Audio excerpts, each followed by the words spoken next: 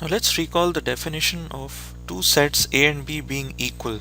We said that a set A is equal to another set B if every element of A is also an element of B and vice versa, that is, every element of B is also an element of A. Now to say that every element of A is also an element of B means to say that A is a subset of B. Okay, so every element of A being an element of B means that A is a subset of B. And the converse, that is stating that every element of B is also an element of A, is the same as claiming that B is a subset of A. So in other words, to say that two sets A and B are equal means to say that A is a subset of B and B is a subset of A. So we say that two sets A and B are equal if and only if A is a subset of B and B is a subset of A. Now this word if and only if means that the left hand side, let me just call it as LHS, and the right hand side, which I call as RHS, both imply one another. That is, if the left hand side is true,